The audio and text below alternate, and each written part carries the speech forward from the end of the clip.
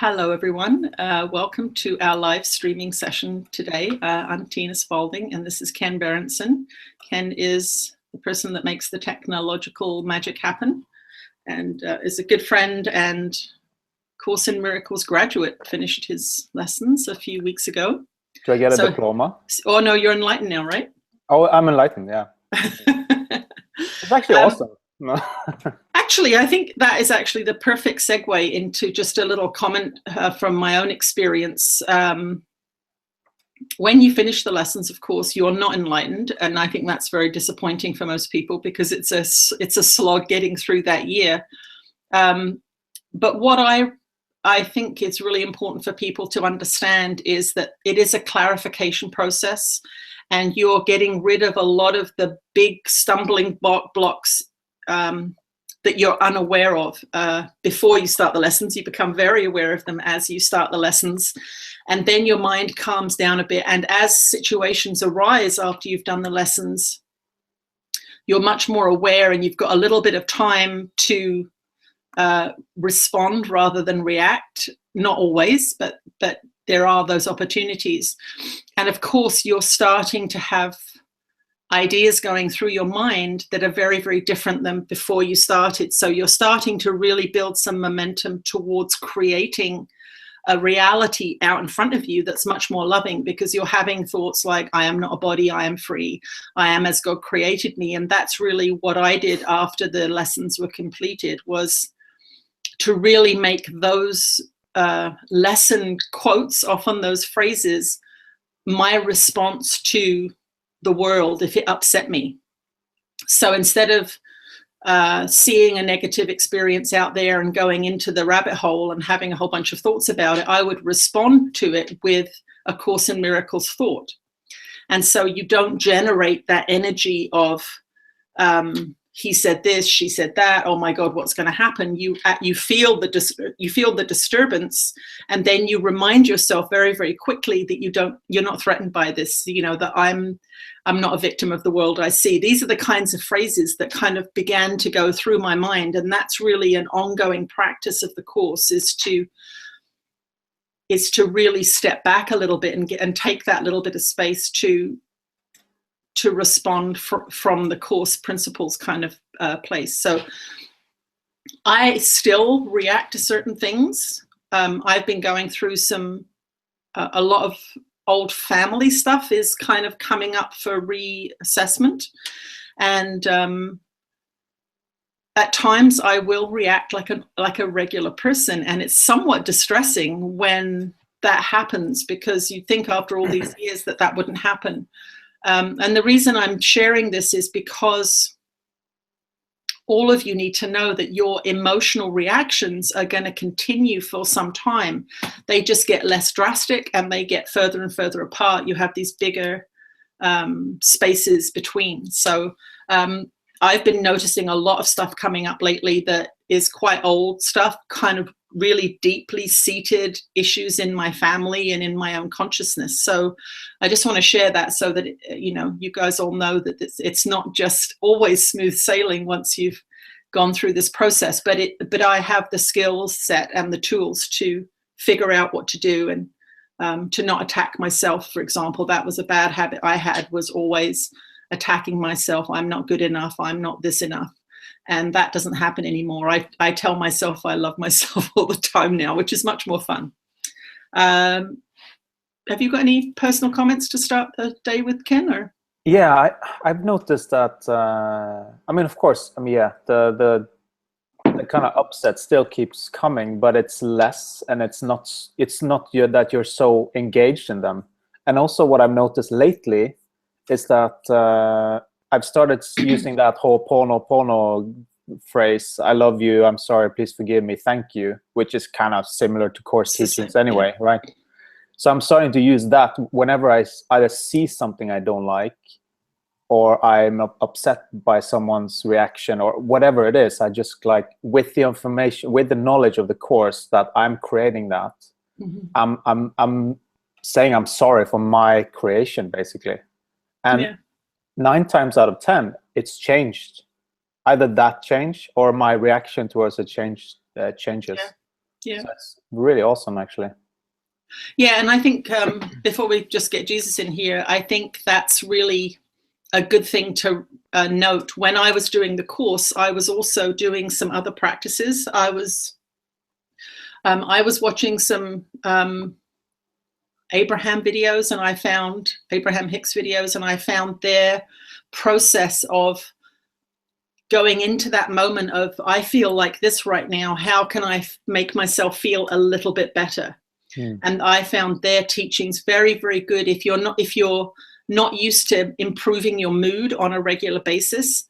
So what I saw was that the theory and the transformative nature of the lessons were always working. And then I would have these daily techniques. Byron Katie's amazing if you're having a particular issue, a prayer like that. I would always say, please transform my perception so that I can see the truth if I was having a particularly difficult time. And that prayer actually precipitated a vision one time when I was really upset. So it's doing the course, doing the lessons, and then finding whatever suits you during the day as a way of coping. I often resort to the course lessons as a prayer. So it's going to be different from everybody. I know, Fran, you like posting Oren's teachings, and those are beautiful. And we all have our own individual take on things. And I think it's important not to be dogmatic about this, that you have your own preferences, you have your own lifestyle, you have your own issues that keep coming up, and to learn to deal with them in your own way is so important, because, you know, you're living with your mind. You have to figure out a way to do it that feels good to you. So I think the course for me is that theoretical understanding and basis, and the lessons are that sister. It's like you're going to music lessons. You go to music lessons and you learn your scales and you repeat things over and over. But in your other time, you're being more creative, you're being more individual. But that basic training program is just like a musician going in, and they can play a concerto because of all the hours they spent playing their scales, kind of idea. I think that's very much what it's like. I guess it's worth noting also that after the lessons and after the course, it's like, okay, you've learned something now. Now it's the time to practice it. Practice and implement. Really implement it in your life. Yeah. And that really is the next decade of your life, is putting those principles into practice, because in the beginning, you have no clue what you're doing. You have no clue what it's talking about. By the end of the year, you've got some idea of how you feel about things and what's going on in your mind. And now is the time to implement and reinforce and practice those things. Okay, enough of that. I'll bring Jesus through. We're going to just let him have an opening statement and see what he wants us to focus on today.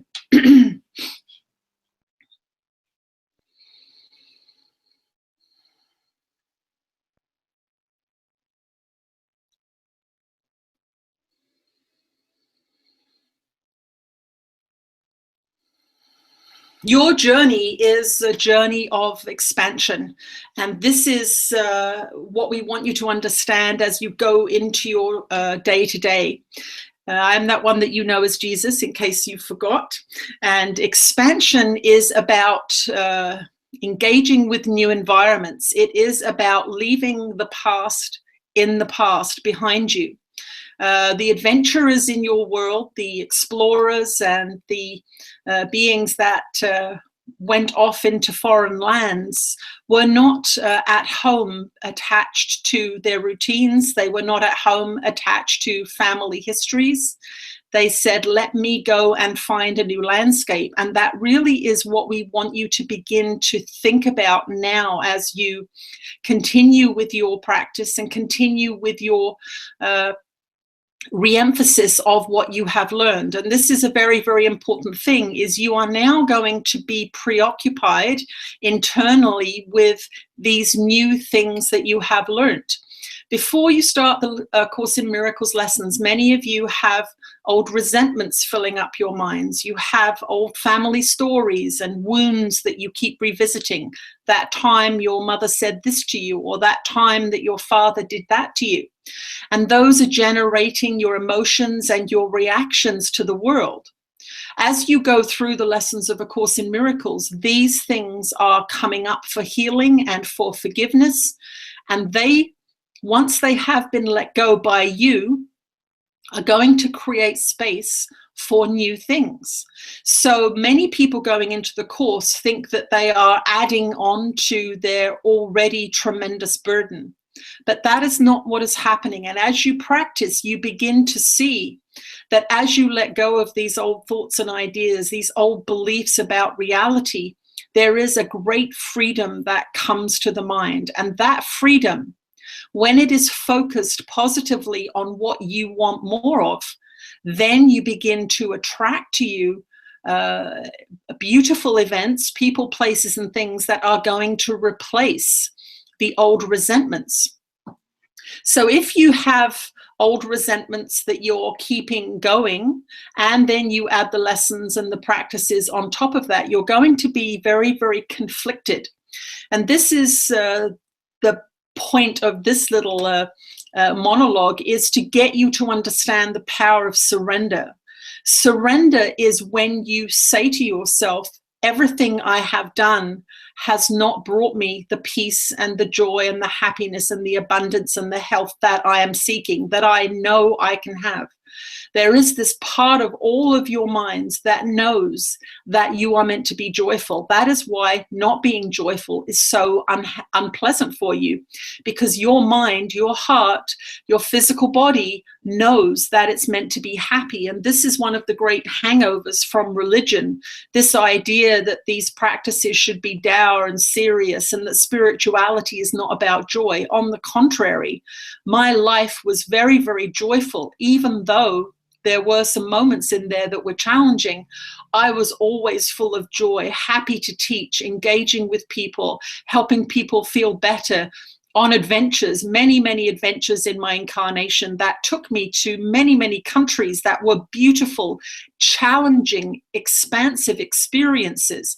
And that is what we want you to begin to envision for yourself, whether it's physical travel or whether it's getting training to do something that you have always wanted to do, but you've told yourself you're too old, you're too poor, it's too late, you're not smart enough. These are the kinds of thoughts and ideas that are going to be let go as you focus your mind on these loving principles. And that really is the choice you are making in every moment, to decide whether you want to keep doing what you're doing or to decide to expand into a new landscape. Physically, mentally, and emotionally, the landscape is going to change the more you are dedicated to the practice. This does not mean that you are hooked into your book 12 hours a day. On the contrary, that really is a form of escapism. What you want to do is to say to yourself each morning, what can I do today to bring a smile to my face?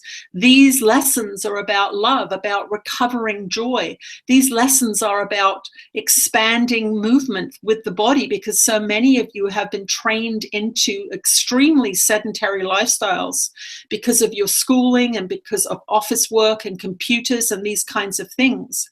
Where can you go for a walk? Who can you call to go on a little expedition with you? Go on a road trip.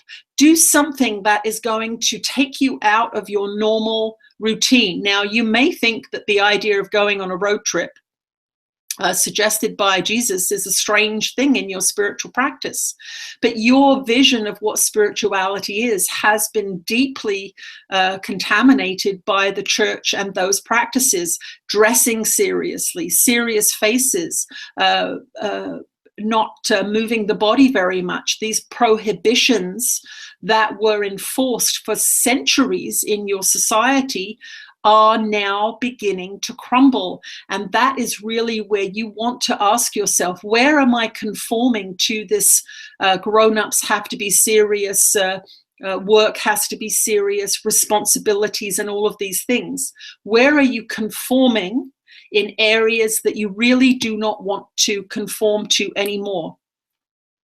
Now, the idea of selfishness in your society comes up at this point because you are trained deeply in responsibilities, whether or not they're your business. You are often heaped responsibilities on your shoulders. or rather responsibilities are heaped on your shoulders. We correct ourselves sometimes because this dear channel is very, very good at grammar. And when we make a mistake in the translation process, her mind will comment on it. So we corrected that for her, just so you know. We want you to know that responsibilities were laid on you by so many different aspects of in your childhood. Your parents were nagging you to keep your clothes clean, keep your room clean, get good grades, to share your toys, to not hit, to do this, that, and the other at a very, very young age.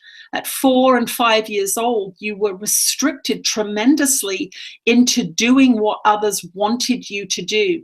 And that is no accident, and that is the legacy that many of you take into your 20s and 30s and 40s. You're still doing things that other people want you to do. Their life is their business, their own creation. Your life is your business, your own creation. And this is really where we want you to begin to reassess where you are spending your time. Are you spending your time doing things that you don't want to do? Why? Where did that programming come from? If it makes you feel bad to do something, then you need to start to renegotiate with those beings that have come to expect you to behave in a certain way, because you have voluntarily done what they have wanted you to do. Now, I went through this process in my incarnation, and family members were often upset with me. I was not behaving the way they felt I should, but I was getting information like this, encouraging me to expand myself, encouraging me to dedicate my mind and my time to my spiritual practice. And there were responsibilities that other members of my family were dealing with that I refused to deal with. And there was not always a happy response to that. But my dedication to my practice was my choice. My life was my own to do with as I chose. And it was an intensely focused life based on many, many different variables. Each of you have the same 24-hour day. You all have 24 hours, and you all get to choose what you do with it. And if you start to dedicate your time to the things that you're interested in, you will begin to shift your world slowly and inexorably towards some of the goals that you might have. Now, these are dualistic ideas, this idea of having experiences in the world that you want. But this is the first step in turning the nightmare into a happy dream. When you turn the nightmare into a happy dream, you begin to relax, you begin to have a joyful life, you begin to have a healthy body, and then you can really begin to expand your consciousness out of this suffering, low frequency pitch that most Westerners are ensconced in through their education systems, through their religious teachings, and these kinds of things. The thing that we want to remind you of is that when you become joyful, when you become immersed in actions and pursuits that you love, this is where creativity and connection to the divine really begins to speed up, and you begin to get inspirations, ideas, connections, abundance, influence that are all very, very high frequency. So in these beginning years, it can seem as if you are being selfish and self-centered, but what you're doing is you're figuring out this amazing, powerful, creative generator that you are inhabiting, because you have been shut down of these many abilities that you will come in contact with over the years as you come to know yourself better. So we are encouraging you here to let go of the past. The frequencies that are permeating your planet at this time are asking you to let go of the past. That means whoever came up in your mind when I said let go of the past, begin to make that person your focus of forgiveness. begin to see them surrounded in white light, begin to see them living their lives happily and joyfully. Begin to release in your own mind, even if you do not quite believe it. Begin to release them from the burden of sin that you have cast upon them, because it is only you that is weighed down by it. It is like a ball and chain around your ankles, stopping you from flying. So don't see these old resentments as valuable. They bring you nothing other than the weighted heaviness of fear and limited thinking. Let them go finally, and make that person your prayer for a while. If it is a big sin that you think they have committed, then make them your prayer practice for a little while. Pray for them. Pray that they get everything they need. Pray for their happiness and their health and their well-being, and eventually you will begin to feel, actually believe it. Initially, you won't believe it, and some people may not be able to do that. They may just need to visualize that person with a light around them in a benign, passive state. But as you begin to get used to that image, then you can see them living and thriving. Whatever you pray for them, you will receive. You will receive it in freedom, you will receive it in an increase in your frequency, and you will receive it in a relinquishment of negative thoughts. And a peaceful mind is no small thing. All of you that are studying this material are beginning to realize how absolutely valuable a peaceful mind is, to be able to walk through a park or sit on a log at the beach and have no resentments coursing through your mind, to have peaceful, beautiful ideas and loving inspirations going through your mind is no small thing. And the powers that are coming to bear on your planet at this time are asking you to finally let go of everything that does not serve you. You know it by how it makes you feel. Those people that make you feel bad are not making you feel bad. Your judgments about them are making you feel bad. Old habits that are weighing you down or that continue to dog you are your choice. Every moment you do something, you are siding with the past, because old habits are just that. They are the past reliving themselves in the present moment, because you are choosing them over and over again. They are not habits by accident. They are habits by your use of your free will. So let us all determine today that we are not victims of the world we see. We are the creators, and today we choose. Is it going to be a future of love and light, or are these old baggages full of old ideas and resentments going to join us in that future? It is your choice. You are the one that decides, am I going to live this way for the rest of my life, or am I going to choose a different future? Your future is being created in this moment, this holy instant now. There is no other place and no other time that your future can be created. It is now. So make sure that you pay attention to what you're doing now. Make sure that as you go through your day, you are listening to your feelings and guidance system. It is impeccable and unceasing.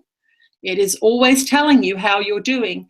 And so pay attention to how you feel, and begin to see that sometimes you are doing things you don't want to do, and that you need to assess that situation. Don't go running in there, guns a blazing, shooting people down who have been used to you doing something for them. Go into your own mind first and discern why you're doing something that you don't want to do. You have a belief about that, and that is the first thing that you must become aware of to be able to change your mind, so that you can change your behavior. Because if you go in trying to change your behavior when you still have that belief active in your mind, then you will become confused, conflicted, and the discussions that you have with that person are not going to go well, because your mind will be in fear of breaking that rule that it has. So you've got to figure out what your rules are. And once again, we say this process of self-discernment, this process of self-revelation is held and contained within those lessons of A Course in Miracles. So continue on those lessons, those of you that have not finished them. And for those of you that have finished them, well done. There are very, very few people on this planet that have gone through that process. But just like a fitness program, if you don't use those lessons to help you in your ordinary day, you will lose that traction. Just as if you go to a fitness program and then stop exercising, you lose that traction. So use these lessons as your response to the negatives in the world, and use these encouraging, beautiful prayers to give yourself courage to step into new arenas of interest to you. Remember, don't go into anything if it doesn't interest you. Don't go into anything because you think it will make you a lot of money, or you think that you should. Go into things because they make you feel good and they light a fire in you that nothing else does. That is your clue that that thing is the thing that you assigned yourself to do before you were born. That thing that makes you happy, that thing that brings you joy. And it will not only be one thing. It may be hiking in the woods and painting and fixing cars. It will be many things. You are not meant to be one-dimensional creatures, as your Western world tells you. You are not meant to have just one job. You're meant to be a multifaceted, multi-layered, multi-dimensional being. And each of you that have completed these lessons and are working towards that end are going to, step by step, day by day, become grander and bigger and happier and more expressive and more helpful and more influential in transforming this most beautiful world into a peaceful and joyful place. We will speak to you again shortly. Beautiful. Yeah, it's so important to use the lessons, isn't it? Yeah. Really, it's just like we were talking about, like take advantage of all the things and kind of like just keep on it. And also I see in myself, just there's often a desire for something and then bad habits that kind of stop you from going there.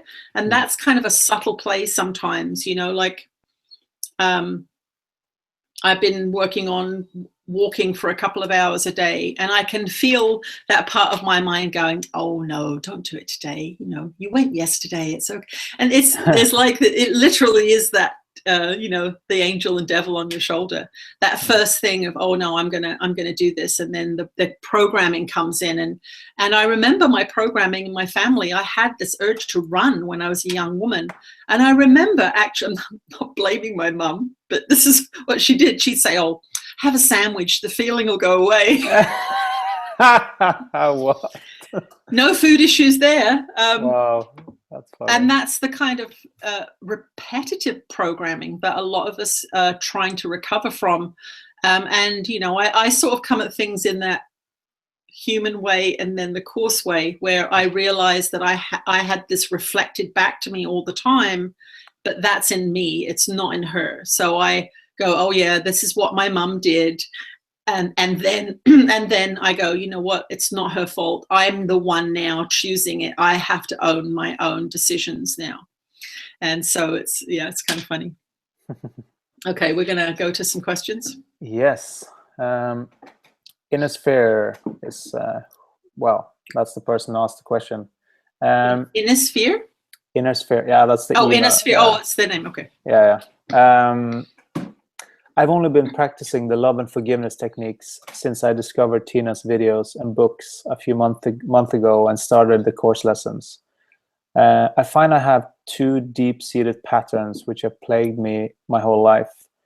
They are a feeling that I am unimportant and just don't matter much, even to the people who I know do love me, and lifelong society thinking. I'm now 70 years old. If I continue my discipline of love and forgiveness, will there be enough time in this incarnation to help me enjoy the benefits of being released from these core beliefs? In other words, after my many years of misguided thinking, does it take years and years to free myself from it? Oh, bless. Okay, I'm going to bring an end through. Yeah.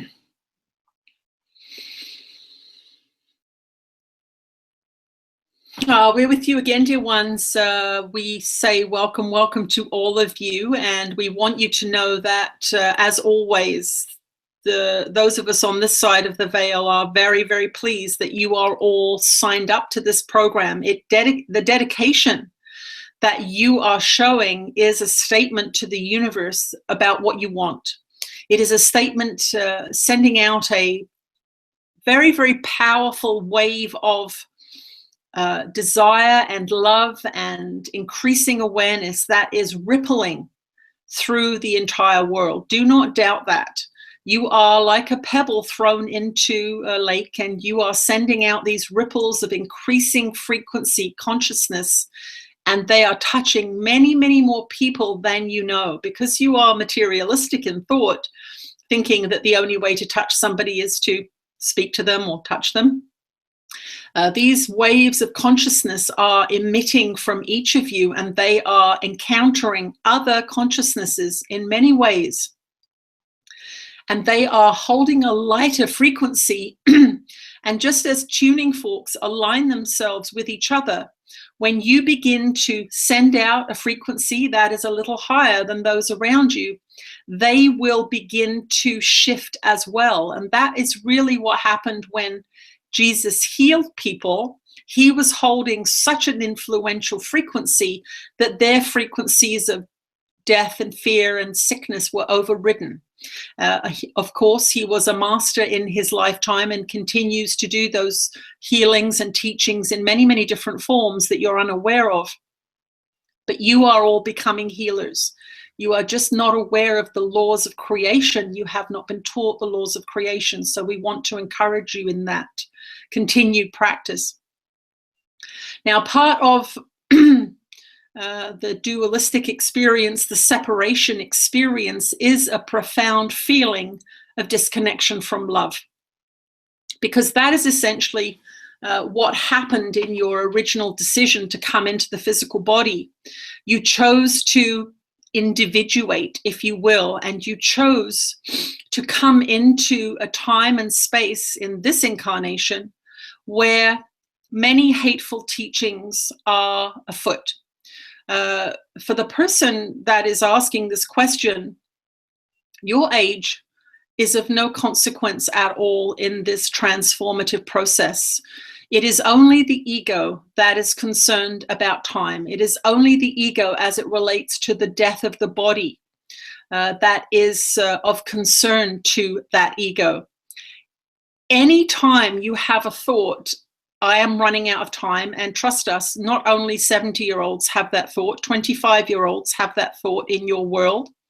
Because of the unloving programming that is taught to youngsters in your society, there are teenagers who think they are running out of time because they haven't decided on their career. They haven't got a car yet. They haven't got their house bought yet. They haven't got these clothes that they want yet. And they feel that they're running behind because these programs are so materialistic and physically focused.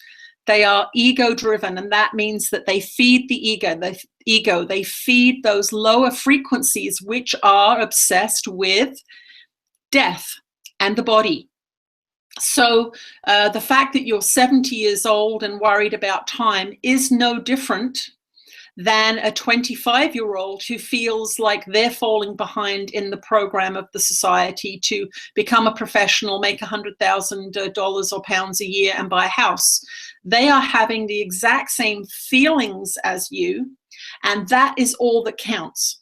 From Spirit's point of view, if a 25-year-old and a 75-year-old are holding the same frequency, they are experiencing the same suffering, regardless of how much time the ego perceives that that younger person has to catch up. Catch up to what?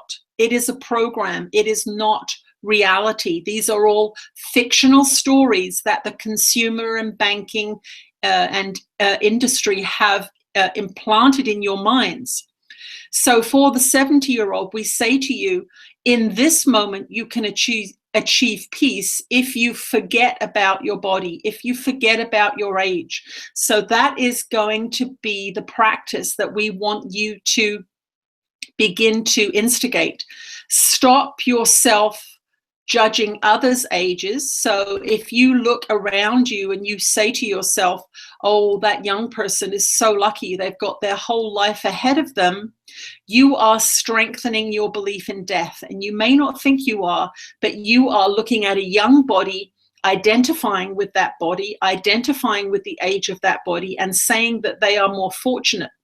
They are not more fortunate than you. They are only ever experiencing the present moment, as you are only ever experiencing the present moment. So in this moment, all of you are the same age. You are all eternal spiritual beings. And that is what you must focus your mind on. You must focus your mind on the fact that it is in this moment only that you can achieve peace. All enlightenment is a mind that is present and accepting and aligned with love every moment. You begin to have occasional moments that you string together, and you'll have a peaceful hour or so. And as you become more and more accomplished at picking up your own thoughts that are hateful or unloving, judging, ego-driven, you will begin to have more and more moments of peace. But in your society, you are trained that peace is of no value. So this is another training program that is very important for you to understand has been implanted in your consciousness. In other societies, they will have an understanding that to meditate or to go to a retreat for some time or to join an ashram is a sacred journey, and that is supported by family members, it's supported by the society, and so the beings that choose the spiritual path are not attacked, they are supported.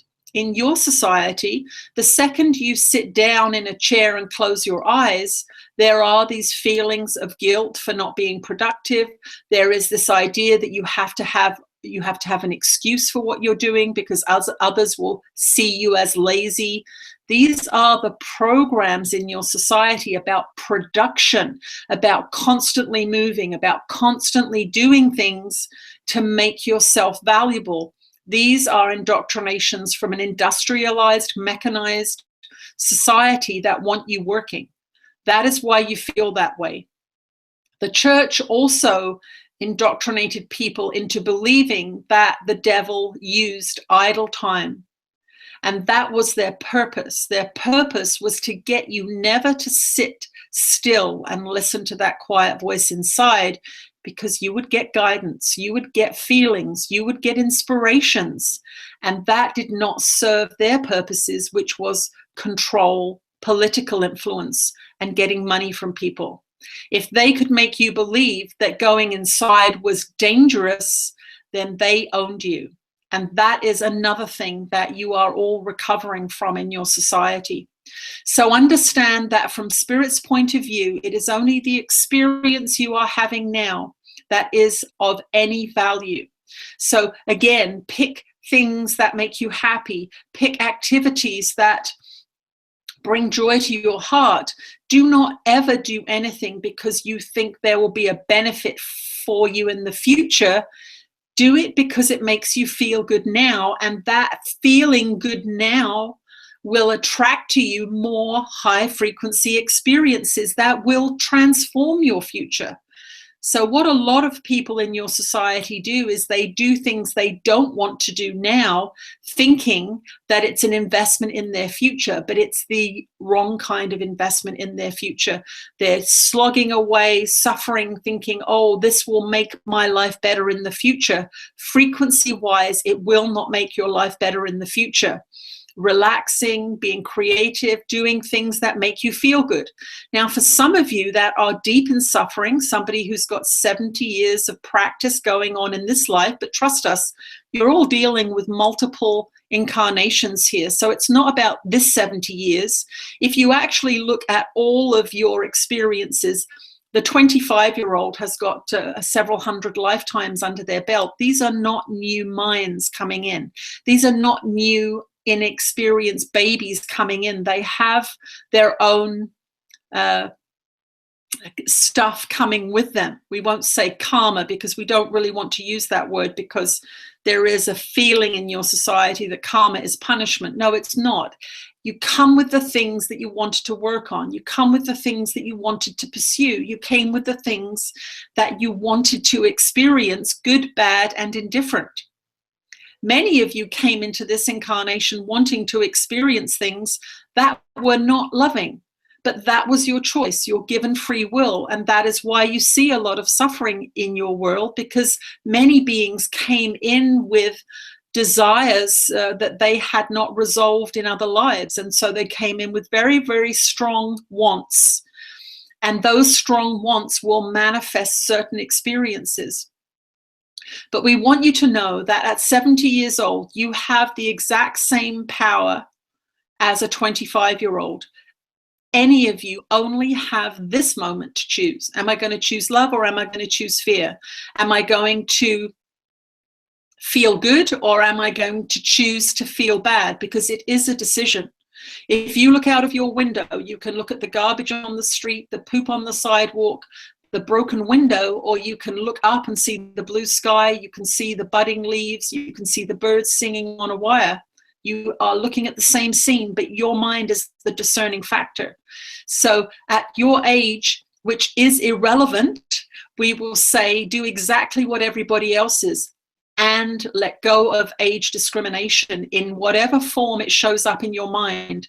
That means if you meet a friend and they say, oh, don't you hate being old, which many elderly people do because they have not had their minds trained, say to them, I am no longer talking about what's wrong with age. I'm going to start talking about what's right with it. I've learned so much in my life. I've had great experiences. I am going to focus on the positive, and there are many positive things to focus on. Even if you are, we will say, behind the 8 ball and you feel that you haven't invested in your life in the way you want to, in this moment you can choose peace. In this moment you can choose to look at the positive, and that is going to incrementally shift yourself into a new future. We want to tell you that the human body can live much longer than it is living right now. Many of your diseases, your aging issues, the decrepitude that the body is seemingly falling into across the board are because of this poisonous inheritance that your society has had for the last few thousand years. So you are undoing the work of many, many lifetimes here, many, many generations, and give yourself credit for that.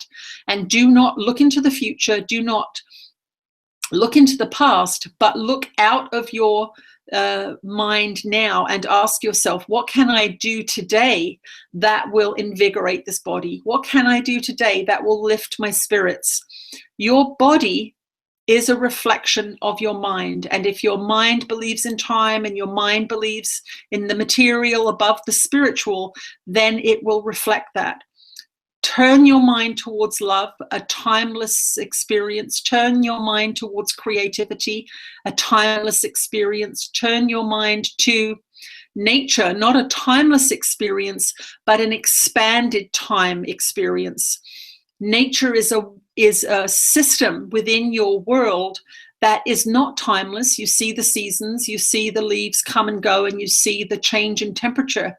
But it is a more balanced system than the system you have been raised in, your cultural system. So it is a step up in frequency, even though it is still in time. It can be used to balance yourself, and getting out in nature is a very, very good way to calm the mind and calm the body, and to breathe in beautiful oxygen and smells, and to hear the sounds of a more balanced system.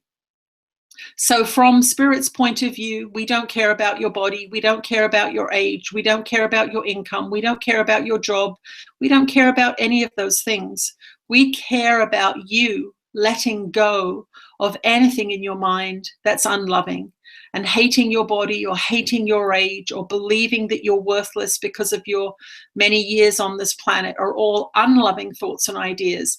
And only you can let them go. Only you can think them. Only you can let them go.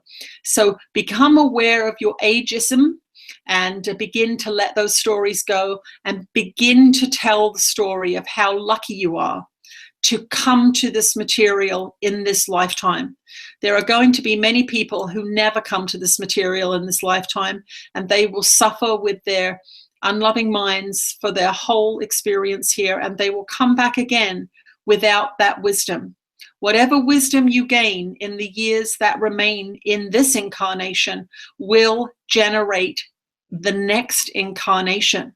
So you are planting seeds for that future you, that beautiful young person that is going to be in the future with all of your experiences. And so everything that you learn now is very, very valuable, not only for you and in the increasing peace that it will bring you, but for your future selves who will have access to this experience, because that is how a soul evolves. It has experiences, it changes its mind, it breaks out of the habitual thinking. And so no matter what age any of you have, it is not too late. You are miracles, that you are working this work now, that you are bringing these principles into play in your life now, and that you are helping your beleaguered planet rise up out of fear and destruction. You are all great influences. So do this not only for yourself, but your neighbors and your families and your children's children. They will all benefit from these increasing frequencies that you are holding. We will return shortly. Beautiful. I really like that they don't go into age or anything, because that's really what it is, the frequencies stuff. Yeah, I mean, I was suicidal when I was 17. It didn't matter that I was young, and it was my mind was messed up. It didn't matter how young I was. And that to me is sort of the ultimate, for my personal practice, the fact, and I'm certainly not suggesting that as a mechanism of coping with your life, but when I had that experience of attempting suicide, within a week of that, of recovering from that, I went back to university and began studying archaeology. And that was a place where my mind changed. I decided to do something that I had always been interested in. It was very impractical. You couldn't get a job at it, but that was a passion. And I think that's what, when Jesus was speaking earlier, is it doesn't matter how old you are. If there's something that you haven't done that you want to do, start researching it now. Start seeing yourself doing it. And then you're bringing this sort of joyful, and it doesn't matter if you're 70. I remember this amazing radio show. It was called Aging Dangerously, which I think we should all aim for. And it was a woman who at 72 years old was beginning to study sculpture in Italy. And I never forgot that, because to me, that was how I wanted to live my life, was to begin to do things when you're 70. And then, you know, and this whole aging thing, it's really something that is, I can see it in myself, how absolutely irrelevant it is, but it's a very powerful teaching in our culture. Yeah. Cool. Next. Let's do another question. This is a bit of a long one, so yeah. Take a deep breath. I'm dealing with serious chronic illness and severe pain, doing my best to use ACIM and work with my mind. However, the symptoms I have produced a lot of terror in me, and often I feel I can't get out of the symptoms terror spiral. The past 3-4 years have been very rough. I have been diagnosed with chronic lymph disease and co-infections, but treatment hasn't been very successful. I suspected more. So lately, I've been diagnosed with chronic inflammatory response syndrome, CIRS, and mold illness. My home seems to be making me sicker, though I had air quality tests last week, and they came out quite clean without much mold at all. But something is going on. I found a bunch of mold clothes in my closet about 2 months ago after praying to the angel desperately for help.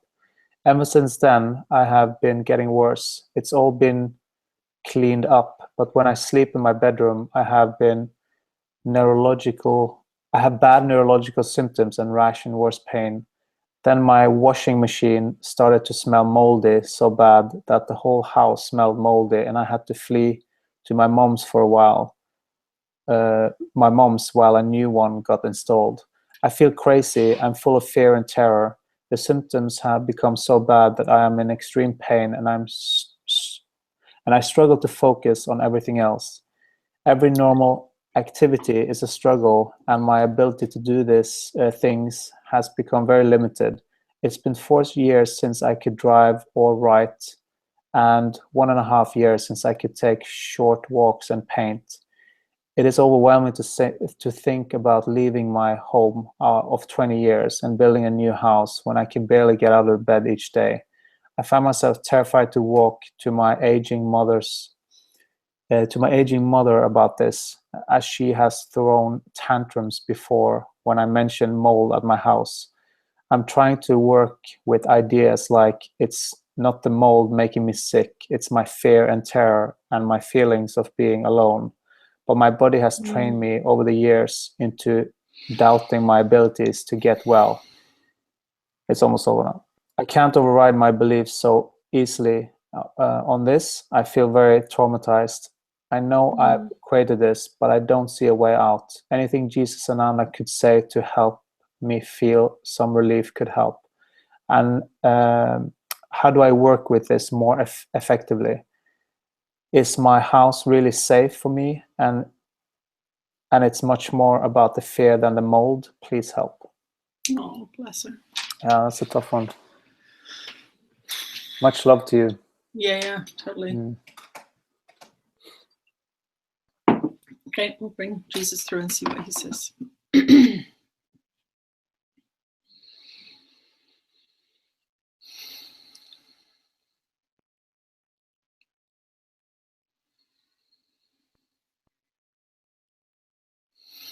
Your journey through this suffering and distorted thinking is not an unusual creation in your world, unfortunately.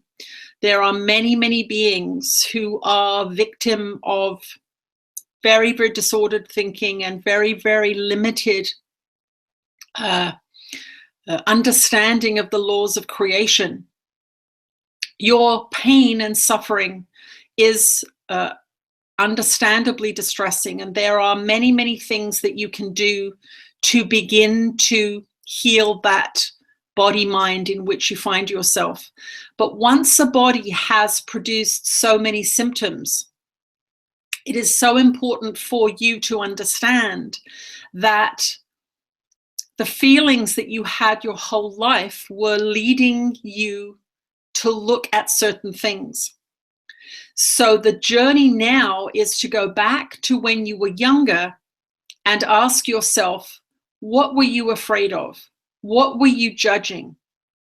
Were you being attacked? Were you being threatened? These are the places now where you are going to find the answers, because once the body begins to produce severe symptoms, it is only in extreme mental discipline, in extreme mind training, that you are going to be able to override that. So there are two things that we want you to do. We want you to begin to meditate for as long as you possibly can. And all you have to do to meditate is to sit in as comfortable a position as you can. It doesn't matter if you're lying down, if you're in physical distress, but we want you to focus on your breathing only. Now, the mind, the untrained mind, is going to say, but my foot hurts, my arm hurts, my skin itches. And each time that those thoughts go through your mind, you will come back to focusing on the breath. And as you practice this, and it will be a challenge for you because the symptoms are so big now. The symptoms are so loud now. The pain is so great now. The fears have been fed for years and years and years. Only you can change this. Now, there are those of you that are hoping or thinking or feeling or wishing that I will swoop in and take this away from you. But that is not going to happen. And that the reason that that is not going to happen is because that is not what you want.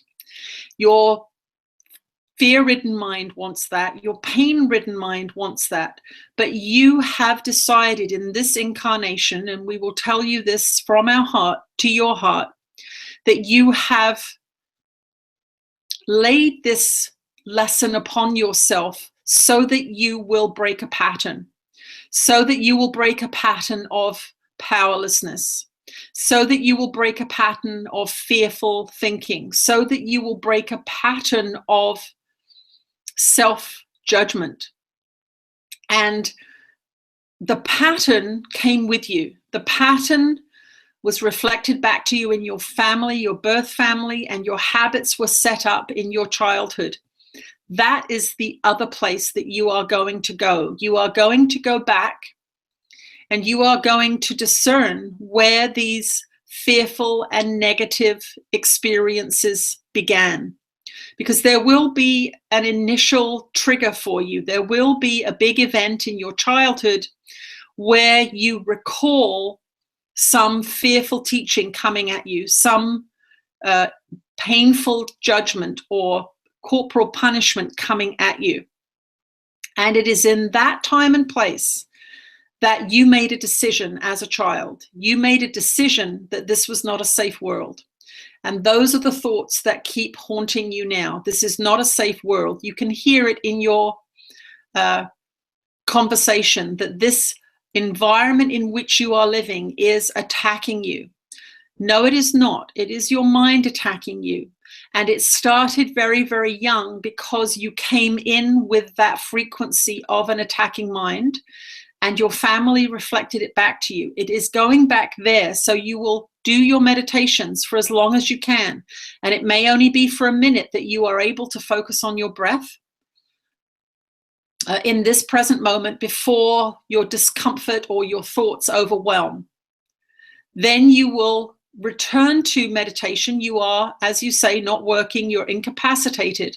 So we would like you to do this regularly throughout the day, where you have had enough of your mind, enough of your fears, enough of your pain, and you say to yourself, I choose a different future. I'm going to meditate for 2 minutes and focus on my breath only. I'm going to let go of the stories. I'm going to let go of the fear.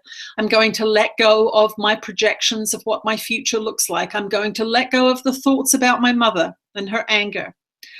For 2 minutes, I'm going to take back my life. And in that 2 minutes, your body will begin to heal itself if you focus on your breath and nothing else. As you begin to feel relief, which you will, it will be difficult at first because your mind is used to running away with you, with these fearful stories, with these terrors. But that is an untrained mind. You must begin to understand that there are no excuses other than an untrained mind for these conditions. The world seems to attack people. There are beings that are run over by cars and trees fallen on them and all sorts of things happening to them that because of your beliefs about reality look like accidents, and we'll put that in inverted commas. There are no accidents and there are no diseases that are generated by mistake. They are generated from intense feelings of negativity, fear, and judgment that went on for years and years and years, either in this lifetime or a previous lifetime. But the only place you can deal with this is in this lifetime. So go back to the first memory you have of being taught about a fearful world, of being attacked by the world in the form of a parent. Usually a parent is the instigating factor.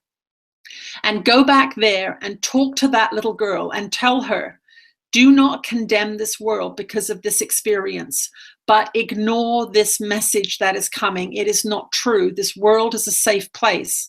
And that is the mantra that we want you to begin to use in your mind whenever you feel any feeling of fear, thought of fear starting. You say to yourself, this world is a safe place. I am not a victim of the world that I see. So if you do these 3 things, you will begin to get small periods of improvement. We do want you to radically employ a healthy diet. This supports your desire for healing. If you are unwilling to eat healthily, and by that we mean predominantly vegetables and fruits and natural grains and nuts and seeds, these kinds of things. we want you to own this decision as well. There are a multitude of healthy foods available for the modern Westerner to choose from. Choose those foods. To the best of your ability, choose in every moment something healthy to put into your body. Whether it is a healthy herbal tea that is supporting your nervous system. There are health food stores that you can get to suggest specific teas for you to drink. Put a little honey in it if you like a little sweetness, that is fine. And begin to eat more healthily. There are tremendous results received by going into radical shifts in your diet towards vegetables and nuts, seeds, grains, and fruits. If you are not eating those kinds of foods, begin to implement those kinds of additions into your diet. So make sure you like the food. If you enjoy eating grapes, buy grapes. Don't buy things that you don't like. That is not going to serve you. So there is a multifaceted approach here. And of course, the lessons of A Course in Miracles will support your transforming mind.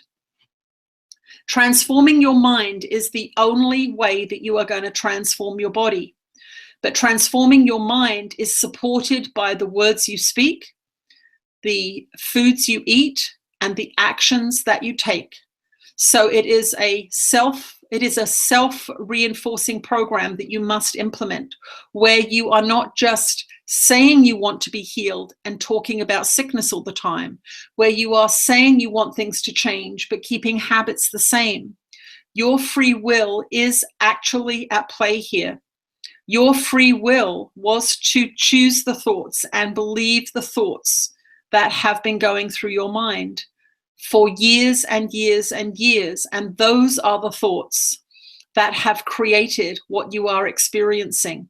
You must begin to turn the train around. And it is very difficult, we understand, when there is pain in the body, when there is years and years of accumulated negativity manifesting in your world. But there is nowhere else to go other than in the present moment to make a different choice. You are not a victim of the world you see. You are a victim of your culture. You are a victim of your own thoughts and ideas and repetitive actions. Thoughts, words, and deeds focused towards the negative. So it is only in shifting that you are going to shift your physical body and your environment. Should you stay in your house? This is a decision that is causing a lot of fear to come up in you. But you must understand that being attached to a physical structure, when the lifestyle that you are living within that physical structure is killing you, is a question you must ask. Would the funds from your home be better served in supporting your healing? Would the funds in your home be better served to take you to a retreat, perhaps for a few weeks, where you could get professional help alleviating these symptoms? These are questions you must ask yourself that nobody else can answer for you. We will not tell you what to do other than these prescriptions for practice, because this life is your life. This life is your baby. This life is what you have made of it, and you must be the one that changes if you want to make something different of it. So you can ask for assistance from Spirit and from me, but we will not override your free will. If you are choosing to believe negative and fearful thoughts, that is your choice. Those are your babies. They become your friends, and they get bigger and bigger the more time you spend with them. The more time you spend with light thoughts, happy thoughts, healing words, healing actions, the more help you are going to get, because you are demonstrating with your free will that you want healing. So today we ask you to make a list of all of the things that you are doing, saying, acting upon, thinking about, that are creating this fear in you. So all of your obsessions about mold is generating low frequency thoughts and ideas. If you know your house is clean, you've had this test, you've brought back the results, you've got rid of moldy things, stop thinking about mold. Start thinking about fresh air. Open your windows. Go and sit on your deck and breathe in fresh air. Focus on fresh air, permeating all the cells of your body, permeating your lungs, invigorating the physical structure in which you find yourself. If you obsess about mold going in your body, poisoning you, killing you, that is exactly what is going to happen. Whether there is any mold there or not, it doesn't matter. It's called the placebo effect. What you think about, you will get. So no more thinking about mold in any way, shape, or form. You have the technical results to show you that there is nothing to fear there. Open your windows, breathe fresh air, think about fresh air, think about oxygen going into all of your cells. These are the ways that you transform what your mind is doing. You must be the captain of your ship. You must decide what you think about. And yes, it will be a challenge at first because you've let your mind run riot. You've indulged its fears, you've indulged its terrors, and they have built up an energy and a momentum that is going to rule for a little while. But bring discipline to your practice minute by minute. And if you can go out on your deck, in your garden, whatever outside space you can reach, go out there and spend that time breathing in oxygen, seeing it healing you, seeing it transforming your ailing body.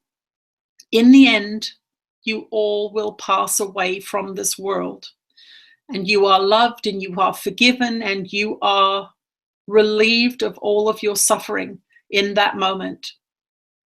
And there are many beings on this planet at this time suffering greatly, but a lot of those suffering thoughts are hidden from the world. Do not think that you are the only one suffering. Not that that makes you feel any better, but understand that your suffering is visible. You can see what is going on and you can feel the pain of it.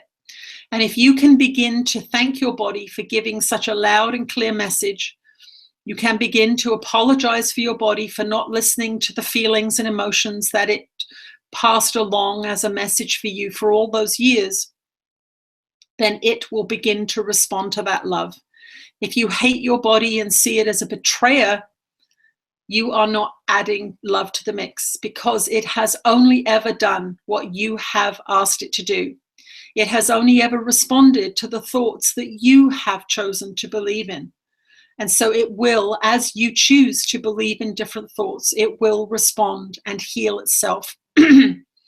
But you are the captain of your ship, dear one, and you are the one that must decide what you do with your 24 hours, just as all these other beings do. And you have for many years decided what you do with your 24 hours, and you can see that it has not worked out very well. So do not tell your story anymore. Tell a new story whenever you can. Whenever somebody says, "How are you feeling?" say, "I am doing okay.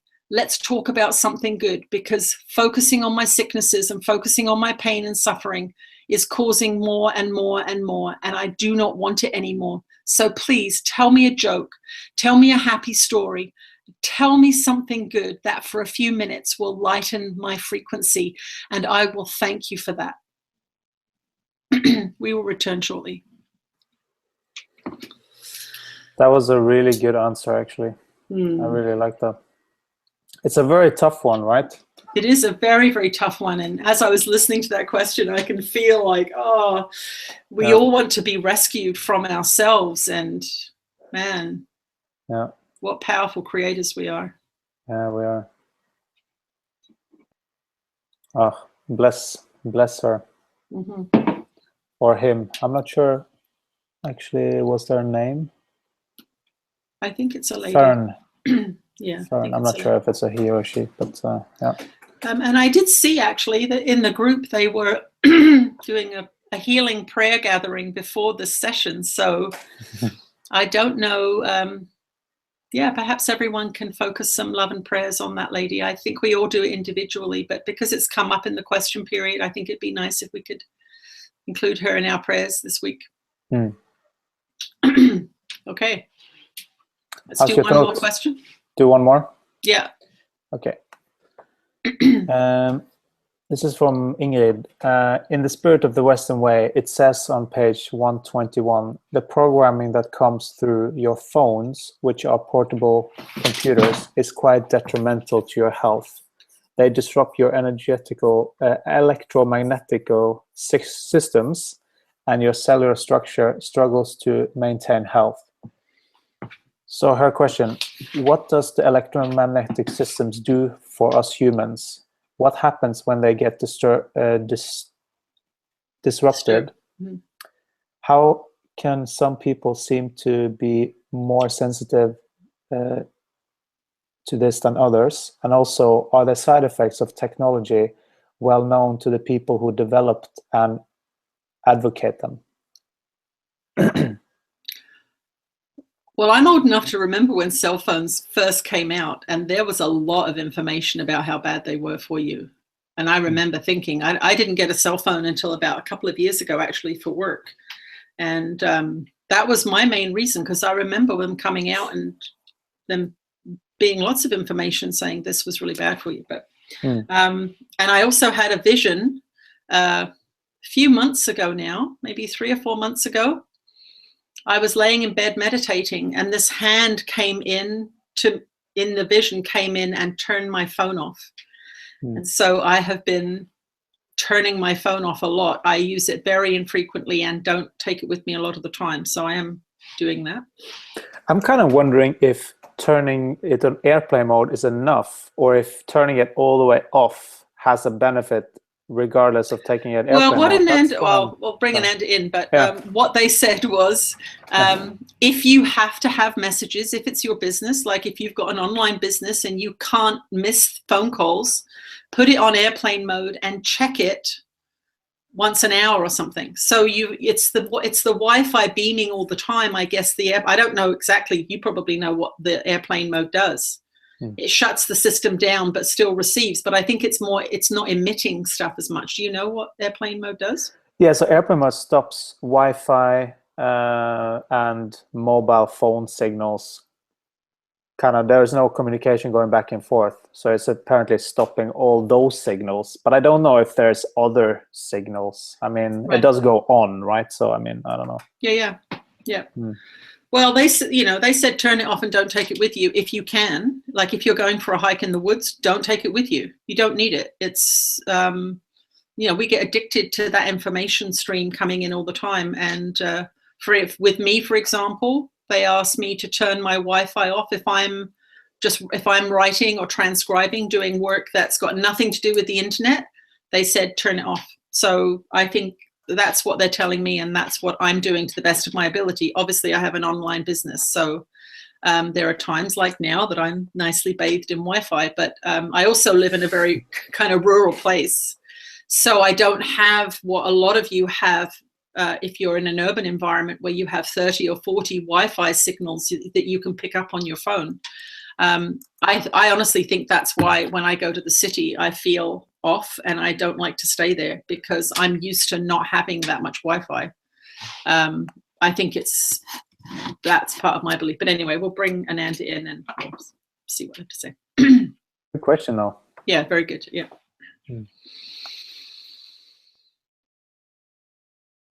We're with you again, dear ones. Your technology is definitely being used to reel you in frequency-wise and mentally and emotionally. It's increasing in its availability. There are many satellites up in your skies that are beaming messaging systems down onto your planet. So even those of you that live in rural areas are still being affected by this general pervasive energy of communication. You are like a battery. You are an electrical system. You are a receiver and a generator of signals, and that is really a good way to look at yourself. So if you had a battery and you wanted it to work very well, you would want to check to make sure that there's lots of water in it, because that's part of the electrical generating system. So you want to do that with yourselves. And if you're getting other incoming electrical influences, that battery system is not going to work very well. If you have extra random wires touching your battery, it's going to short out. It's going to not function very well. It may get drained of energy. It may not generate properly. And that is really what's happening with all of these technologies. They are a way of getting to you energetically. Now, conspiracy theories really upset people in your world. There is a general belief that any kind of conspiracy theory is mad or fictitious, or causing disruptions in your peace in that sense. Because if there is a conspiracy, if there are systems that are generating negative influences and they are pervasive, you have to question everything. And that is really the conflict in the mind that conspiracy theories generate. They generate an idea in the mind, well, if this is a pervasive system of control and influence, that means that I don't really have freedom. That means that this world is not what it seems to be. And that causes great upset in the mind, in the egoic consciousness. And so you will shut down that piece of information because it agitates the mind and causes a disruption that you don't want. The mind is always trying to seek peace. We would much prefer that any information that we bring forth is listen to, and to the best of your ability, given the way you make your money and given your lifestyle at this current time, that you implement as many of these prescriptions as possible and continue to increase those prescriptions. As we tell our dear one, we do not suggest these things to you to be annoying. We do not suggest these things to you to cause your life to be more difficult. We are suggesting these things to you because they are the best thing for this body-mind complex in which you find yourself on many different levels. So, for example, turning your phone off when you go for a walk in the woods is only sanity, because you are going out to walk in the woods to relax, to open, to rebalance, to connect with a system that is more healing for you. To take your phone with you and have that beaming frequencies that are completely out of accord with what you are seeking is not sane behavior. So the frequencies that are coming from your phones and your computers and your laptops and the electrical systems in your homes are disruptive, because you are an electrical system yourself. So they are influencing you. And this is one of the reasons that we do suggest getting outside as often as possible. Now, we understand that many of you are urbanites, many of you are working in offices or restricted environments, but how often are you sitting inside in a Wi-Fi signal on a computer device when you could actually be in the woods or at a park reading a book with no influence from that? You must look at these things as part of your choice. It's become normal for everybody to sit in their living rooms on their computers, but normal is what is generating your society. And we ask you to look around and see how do you think it's going? So these are the bigger questions, is if it's normal, if everybody's doing it, if I'm being pushed to buy the next iPhone, if I'm being pushed to get the next fastest cable system, if I'm being pushed to buy a new television, who's pushing me? Why are they pushing me? What are they going to benefit from that consistent and endless pursuit of more technology? You have seen and are seeing what it's doing to your society. Now, there are those of us, of course, that work with beings that are using technology to share this information. And that is, we will say, a compromise that must be made at this stage in your society's development. But we encourage our dear one, for example, to turn things off, to walk away from these systems whenever possible as a method of healing, because you are all having these disruptive energies penetrating a system that is not designed to have them. So, for example, in terms of your sleep, there are many health issues that come from being up far too late in the night, watching television or being on your computer and completely ignoring the natural systems of light and dark on your planet. Some of the fundamental dysfunctions of your society are because you are no longer responding to the light and dark of the sun and the seasons. So another reason for going out in nature is to hook into that system, to download the information that is coming in the form of light to your planet, because that is a form of education in a way, a form of rebalancing. As these energies increase from the galaxy, you are hurtling into a new area of the galaxy, despite the fact that you think you're sitting still. You're not. Your planet is going very, very quickly in a particular direction into a highly charged part of the universe.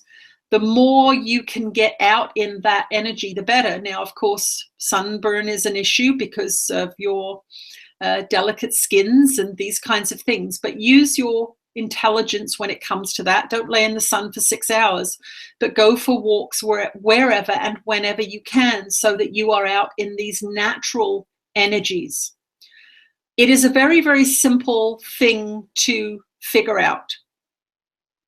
Is it natural? Is it man-made?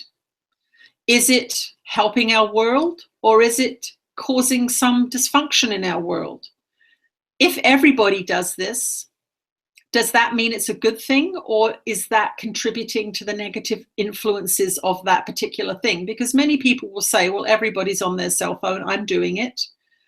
But these are negative influences. We want to encourage all of you to do what is healthy. We want to encourage all of you to think loving thoughts, to pursue inspiring ideas.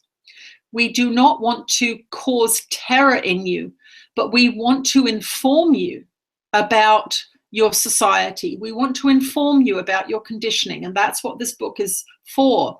It's not to make you more frightened. You're all frightened enough. It is to give you information so that you may make sound decisions in combination with training your mind to focus on the positive. So do not focus on this, but take the information into your consciousness and say, where can I leave my phone behind? If I go for dinner with a friend, maybe I can not have that phone sitting there waiting for me to pick it up all the time. Maybe I can turn it off, put it in my bag, and check it later. These are the decisions that only you can make. And we understand how marketing goes, and we understand all of the trendy new things that are coming online all of the time to get you to pick that phone up, to get you to tune in. But we are giving you the opposite message. But you, once again, are captain of your ship. You are the one that must decide, do I want to spend this hour on the computer looking at random YouTube videos? Or do I want to go out and climb up a hill and pick some flowers and lay on a rock and watch a raven flying around in the sky? Which one of these things do I, with my great intelligence, think is going to bring me more? And it is very, very clear when you ask these basic questions. Is what I'm choosing to do here going to improve my health, my life, my experience? So we say, do not obsess about these things, but take the information and act accordingly. Turn your phones off when you can. Limit yourself to sitting on the computer. If you find yourself on it all the time because you're bored, sign up for a class, call a friend and go for a walk. There are very, very simple procedures to making your life more interesting. Go out and dig in the garden for a little while. All kinds of things.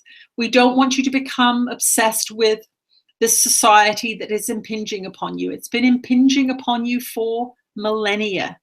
Everybody has felt throughout your recent history this force trying to make you do things, whether it was the church and the prohibitions of the church trying to limit you, whether it was the industrialization of your processes causing you to have to live in the city, making you limited in your connection to other people and the land.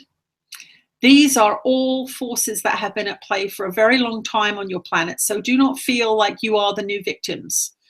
These hierarchical systems that have been orchestrating you and training you and bringing you online into what they want you to do are not new.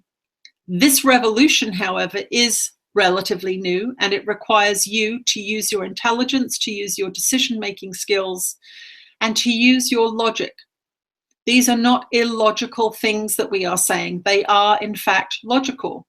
Many of the things that drive your society are illogical.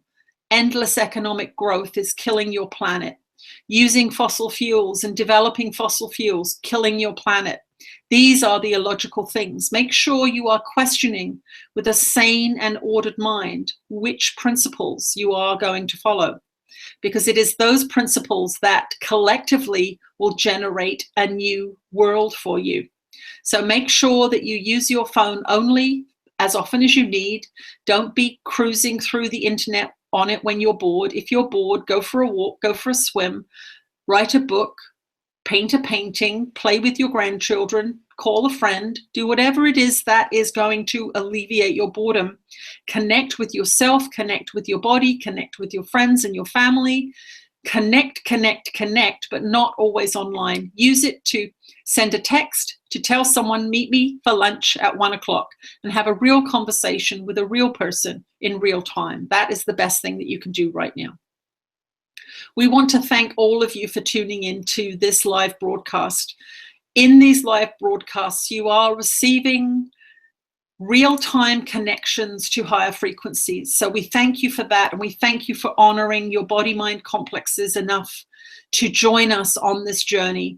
Our dear one is doing a good job sharing her talents and skills with the world, and we want you once again to thank her for doing this work. As we have said before, many people were offered the job and declined. So she said yes, and we are grateful for that. And we are grateful for every positive shift and change that you make in your decision-making journey. That is all you are on. You are on a decision-making journey, deciding, is this going to make me feel better, or is this going to make me feel worse? Is this going to help my body, or is this going to hinder my body?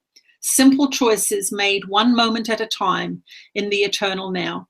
We are Ananda. We are your friends, your teachers, and your fellow travelers on this journey into consciousness. And we will speak to you again soon. Thank you, Tina. Thank you. Oh, thank you. So uncomfortable getting positive feedback. It is, isn't it? Isn't that interesting how I'm getting used to it. They keep saying thank you. So. Yeah, that's good. Cool. I just wanted to say we have a live streaming free session in 2 weeks. Right. So we would love to have your help. There is an event on the Facebook group. If you can share that with as many people as possible, that would be very appreciated. We would be very appreciated. Yeah. And before that, we have a retreat. And we still have an available space in the actual location where all the retreat, most of it is actually going to happen. And you most mean of a room available, like a room available, yeah. And the room is can be shared. So there's 2 people can share that room. So if anyone is interested in that, please contact us. Just use the regular channelingjesus.com/support and contact us there. And it is actually the room I was going to stay in, and then as it turns out, I'm going to stay somewhere else. So it's a really nice suite that has, I think, a king-size bed and a twin bed in it. So there's sort of you can divide it up. It's $185 Canadian.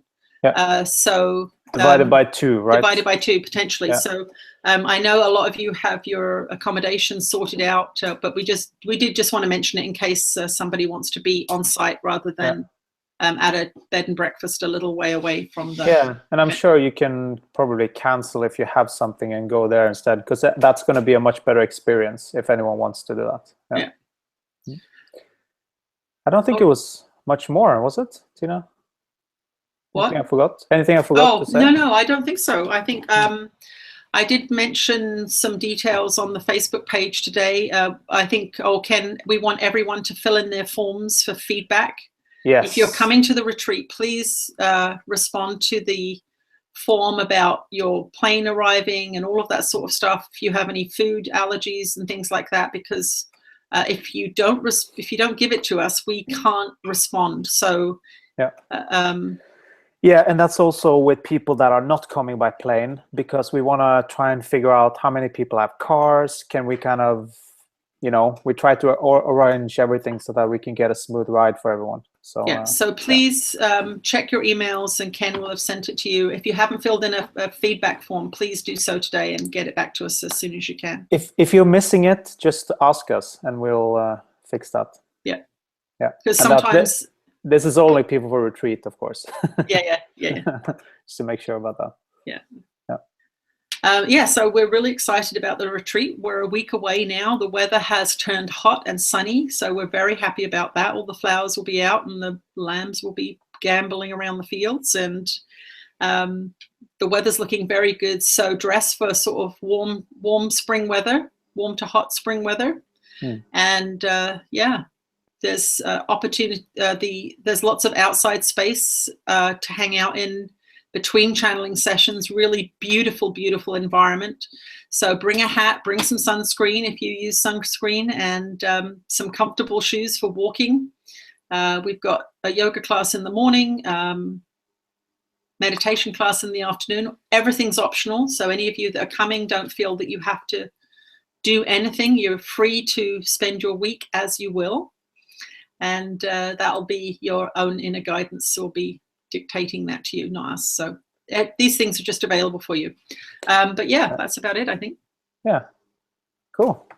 So some of you will be seeing actually on Salt Spring in a week. So we're looking forward to that. And I am working on some potential European location events over the next month or so. So stay tuned for a European event coming soon. You'll be the first to know anyway. You guys will be the first to know. So okay. Okay. Bye. Thank you. Bye.